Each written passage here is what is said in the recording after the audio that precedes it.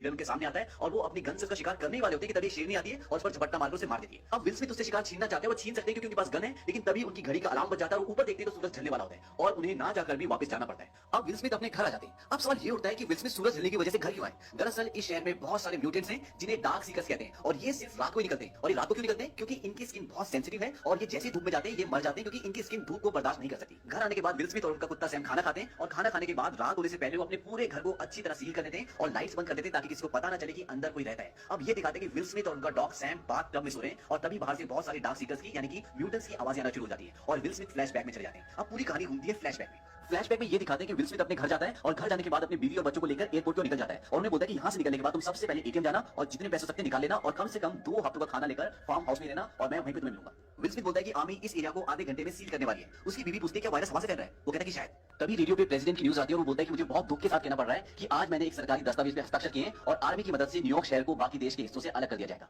Will Smith बोलता है कि हम इसे 2 हफ्तों में फैलने से रोक सकते हैं, मैं ऐसा कर सकता हूं। उसकी बीवी बोलती है कि तुम ये काम तो शहर से बाहर लेकर भी कर सकते हो। विल स्मिथ बोलता है कि ये यहीं पे शुरुआत और यहीं खत्म होगा। तभी विल स्मिथ की गाड़ी से एक म्यूटेंट टकराता है, उसका बच्चा और बीवी बहुत बुरी तरह से डर जाते हैं। अब वो बड़ी मुश्किल से एयरपोर्ट तक पहुंचते हैं और एयरपोर्ट पर पूरा शहर जमा है क्योंकि सब उस शहर से बाहर जाना चाहते हैं, लेकिन उस शहर से सिर्फ उन्हीं लोगों को बाहर जाने दिया जा रहा है जो इन्फेक्टेड नहीं है और इसे चेक करने के लिए उनके पास एक मशीन है जिससे पता लगा लेते हैं कि कौन सा आदमी इन्फेक्टेड है और कौन सा नहीं। जब विल स्मिथ के बच्चे को चेक करते हैं तो वो इन्फेक्टेड नहीं होता, लेकिन जब उसकी बीवी को चेक करते हैं तो मशीन में ये आता है कि वो इन्फेक्टेड है और वो उसे नहीं जाने देते। तभी विल स्मिथ बोलता है कि मेरी बीवी है और मैं चाहता हूं कि तुम इसे दोबारा चेक करो। विल स्मिथ लेफ्टिनेंट कर्नल होता है और बोलता है कि मैं तुम्हें ऑर्डर देता हूं कि इन्हें दोबारा चेक करो और जब वो उसे दोबारा चेक करते हैं तो उसमें ये आता है कि वो इन्फेक्टेड नहीं है और इसके बाद उसकी बीवी और बच्चे को वहां से जाने देते हैं। अब जब वो अंदर जाते हैं तो उनकी बीवी और बच्चे के लिए हेलीकॉप्टर मंगाया जाता है और हेलीकॉप्टर इसलिए मंगाया जाता है क्योंकि विल स्मिथ एक बहुत बड़े ओहदे पर होते हैं। अब विल स्मिथ अपने बीवी और बच्चे को सी ऑफ करके थोड़ा सा दूर आ जाते हैं और जैसे ही उनका हेलीकॉप्टर टेक ऑफ करता है तो ये दिखाते हैं कि सामने एक और हेलीकॉप्टर होता है जिस पर इन्फेक्टेड लोगों ने हमला कर दिया है और वो अपना बैलेंस खो देता है और घूमता हुआ वो उस हेलीकॉप्टर में लगता है जिसमें विल स्मिथ की फैमिली होती है और इस हादसे में विल स्मिथ की बीवी और बच्चे की मृत्यु हो जाती है। तभी विल स्मिथ की नींद खुल जाती है और नींद खुलने के बाद वो एक्सरसाइज करता है और उसके बाद बेसमेंट में जाता है जहां पर वो वैक्सीन बना रहा है यानी कि मेडिसिन बना रहा है इन इन्फेक्टेड लोगों को ठीक करने के लिए। वहां पर उसने बहुत सारे चूहों को पकड़कर बंद कर रखा होता है और ये सारे चूहे इस वायरस से इन्फेक्टेड होते हैं और विल स्मिथ दवाई बनाकर इन चूहों पर ये टेस्ट करता है कि दवा काम करने की नहीं।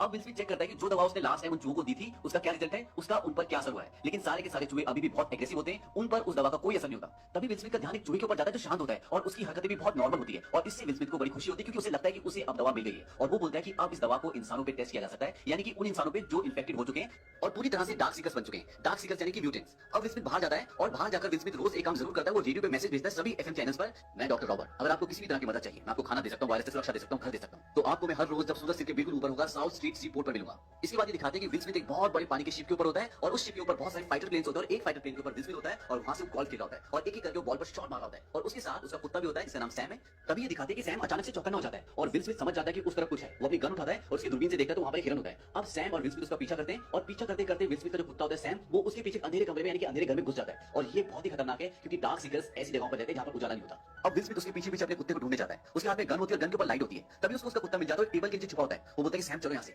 लेकिन सैम बहुत बुरी तरह डरा होता है। तभी विल स्मिथ को पीछे से कुछ आहट आती है और जैसे ही विल स्मिथ पीछे घूमता है तो वहां पे एक डार्क सीकर बैठा होता है। इससे पहले कि वो डार्क सीकर विल स्मिथ के ऊपर अटैक करता, विल स्मिथ उसे गोलियां मार देता और वहां से भागना शुरू कर देता है और उसके पीछे उसका कुत्ता भी भागना शुरू कर देता है और पीछे से म्यूटेंट्स आ रहे हैं यानी कि डार्क सीकर आ रहे हैं और जैसे एक डार्क सीकर विल स्मिथ के कंधे पर बैठता है उसे काटने वाला होता है कि विल स्मिथ फर्स्ट फ्लोर से शीशा तोड़कर कूद जाता है और जैसे वो लाइट के संपर्क में आता है मर जाता है। अब विल स्मिथ को पता है कि इसके अंदर डार्क सीकर्स हैं और उसे डार्क सीकर चाहिए ताकि अपनी रिसर्च को पूरी कर सके, जो उसने दवाई बनाई है वो उन पे टेस्ट कर सके। अब विल स्मिथ वहां पर एक फंदा लगाता है और अपने कुत्ते को गाड़ी में छोड़ने के लिए जाता है। उससे बोलता है कि तुम्हें यहीं पे रहना होगा, तुम्हें इन्फेक्शन का खतरा है लेकिन मुझे नहीं। विल स्मिथ को खतरा क्यों नहीं है? क्योंकि वो इन्फेक्शन से बचने के लिए दवाई लेता है। अब कुछ देर बाद उसके फंदे में एक म्यूटेंट एक डार्क सीकर फंस जाता है और बहुत चिल्ला रहा होता है। तभी वो उस पर एक जोरदार प्रहार करता है और शांत हो जाता है और उसी वक्त खिड़की पर एक म्यूटेंट आता है और वो विल स्मिथ पर जोर से चिल्लाता है, बहुत गुस्सा करता है। अब विल स्मिथ उस म्यूटेंट को पकड़कर अपनी लैब में ले जाता है और उस पर वही दवा यूज करता है जो उसने उस चूहे पे की थी जो शांत हो गया होता है। विल स्मिथ देखता है कि इस म्यूटेंट की बॉडी पर एक बटरफ्लाई का टैटू भी बना होता है और इसकी सांसें बहुत तेज चली होती है, लेकिन दवा देने के बाद उसकी सांसें धीरे धीरे कम होना शुरू हो जाती है, यानी कि उसका हार्ट रेट धीरे धीरे नॉर्मल होना शुरू हो जाता है और विल स्मिथ को एक उम्मीद जागती है कि शायद दवा ने काम करना शुरू कर दिया है। लेकिन तभी वो म्यूटेंट उठती है और जोर जोर से चिल्लाने लगती है और बेहोश हो जाती है और विल स्मिथ की सारी उम्मीदें टूट जाती है। अब विल स्मिथ बताता है कि मेरे ब्लड टेस्ट से ये पता चलता है कि हवा और स्पर्श से फैलने वाले इन्फेक्शन से मैं अभी तक बचा हुआ हूं, पर कुत्तों को ये इन्फेक्शन उनके काटे जाने से हो सकता है। वो बताता है कि अभी भी रिसर्च जारी है और हम टेस्ट कर रहे हैं, जो दवा मेरे शरीर में मुझ पे काम करती है वो मरीज पे काम नहीं करती। इससे ये पता चलता है कि विल स्मिथ के पास वो दवा तो है जिससे इन्फेक्शन से बचा जा सकता है, लेकिन उसके पास वो दवा नहीं है जिससे वो इन्फेक्टेड लोगों को ठीक कर सकता है। इसीलिए वो रिसर्च कर रहा होता है ताकि जितने भी म्यूटेंट बने, जितने भी डार्क सीकर्स बन चुके हैं, वो उन सबको ठीक कर पाए।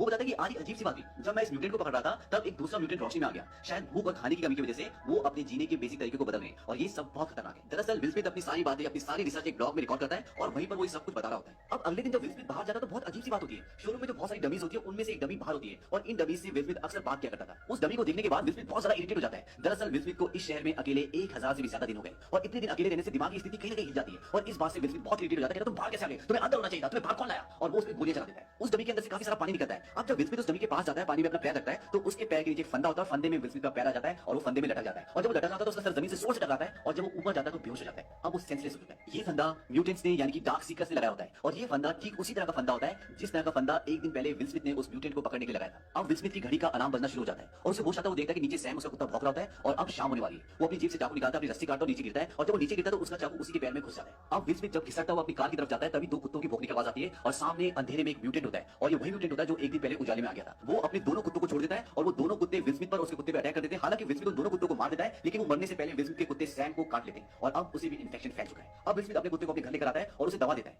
लेकिन उस पर दवा का कोई असर नहीं होता और विल स्मिथ उसे अपनी गोद में लिटाकर उसका मुंह दबाकर उसे मार देता है। ये लम्हा विल स्मिथ के लिए बहुत दर्दनाक होता है क्योंकि सैम को उसने बचपन से पाला था और इस शहर में सैम के अलावा उसका कोई भी नहीं था। वो उसके साथ खेलता था, उससे बातें करता था और अब सैम इस दुनिया में नहीं रहा और विल स्मिथ पूरी तरह से अकेला हो गया।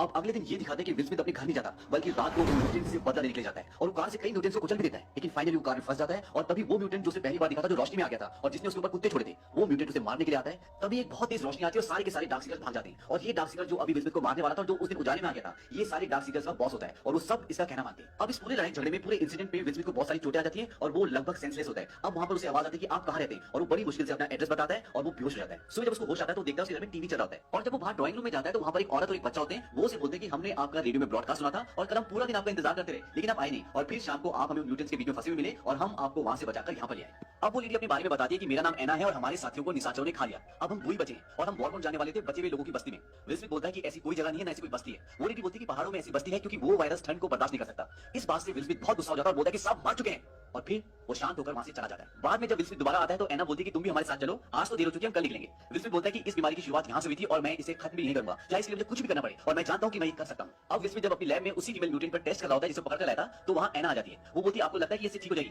वो बोलता है इससे इसका मरना तय है, पर मैंने इसके नीचे बर्फ लगा दी तो हो सकता है कि इससे शरीर का टेम्परेचर कम हो जाए और वैक्सीन का असर बढ़ जाए। एना उसे बोलती है कि तुम भी हमारे साथ चलो बचे हुए लोगों के पास बस्ती की ओर। वो बोलता है कि कहीं कोई बस्ती नहीं है। एना बोलती है कि मैं जानती हूँ कि एक बस्ती है। वो बोलता है कि तुम्हें कैसे पता? एना बोलती है कि ईश्वर ने मुझे बताया। विल स्मिथ बोलता है कि ईश्वर ने बताया? वो कहते हैं कि हाँ। विल स्मिथ बोलता है कि तुम पागल हो गई हो। विल स्मिथ बोलता है कि 90% लोग वायरस से मर गए और बाकी के बचे 9% लोग इन म्यूटेंट्स में बदल गए। बचे 1% लोग और उन सबको म्यूटेंट्स ने अपना शिकार बना लिया और वो हर एक आदमी जिसे तुम और मैं कभी जाना करते थे वो मर चुके हैं। कोई ईश्वर नहीं है, कहीं ईश्वर नहीं है। अब रात हो जाती है और विल स्मिथ सारे घर को सील कर देता है। तभी उसे म्यूटेंट्स की आवाज आती है। वो एना से पूछता है कि तुम मुझे कल रात को कितने बजे आई थी? वो बोलती है कि बस सुबह होने वाली थी। विल स्मिथ बोलता है कि उन्होंने हमें ढूंढ लिया, वो हमारे घर तक आ गए। अब विल स्मिथ ने घर के चारों तरफ काफी सारे विस्फोटक लगाए होते हैं और वो उन सबको ब्लास्ट कर देता है जिसमें काफी सारे म्यूटेंट्स मर जाते हैं लेकिन फिर भी बहुत सारे म्यूटेंट्स उसके घर में घुस जाते हैं और एक ऐसा पल आता है जब एक म्यूटेंट विल स्मिथ को मारने वाला होता है कि उसके हाथ में गन आ जाती है और वो बच जाता है। अब वो लैब में चले जाते हैं। वहां जाकर देखते हैं कि जिस म्यूटेंट पे वो टेस्ट कर रहा था वो ठीक हो रही है, यानी उन्हें इलाज मिल गया। पर तभी वहां बहुत सारे म्यूटेंट्स आ जाते हैं। विल स्मिथ शीशे का दरवाजा बंद कर देता है जो कि बुलेट प्रूफ है यानी कि बहुत मजबूत है। विल स्मिथ चिल्ला चिल्ला के बोलता है मैं तुम्हारी मदद कर सकता हूं, तुम्हें ठीक कर सकता हूं, मुझे इलाज मिल गया, दवा कर देंगे। तभी वहां पर वही म्यूटेंट आ जाता है जो उन सब म्यूटेंट्स का बॉस होता है और वो शीशे में टक्कर मारना शुरू कर देता है और शीशा धीरे धीरे क्रैक हो रहा है और विल स्मिथ देखता है कि शीशे पर बटरफ्लाई का निशान बन जाता है और एना की नेक पर भी बटरफ्लाई का निशान होता है। और विल स्मिथ को यह भी याद आता है कि उसकी बेटी आखिरी बार बटरफ्लाई की बात कर रही होती है जब वो उन्हें एयरपोर्ट छोड़ने जा रहा था। विल स्मिथ को यकीन हो जाता है कि ये कोई डिवाइन मैसेज है और ये इत्तेफाक नहीं हो सकता। वो जल्दी से उस म्यूटेंट का ब्लड एक ट्यूब में निकालता है जो अब ठीक हो रही है क्योंकि अब उसके ब्लड में ही इस बीमारी का क्योर होता है और वो उन दोनों को एक छोटे से चैम्बर में बंद कर देता है जो सेफ होता है और उन्हें ब्लड सैंपल देते हुए बोलता है कि इसके अंदर ही इस बीमारी का क्योर है। एना बोलती है कि तुम भी अंदर आ जाओ। वो बोलता है कि ये रुकने वाली नहीं है। अब उन्हें वहां बंद कर देता है।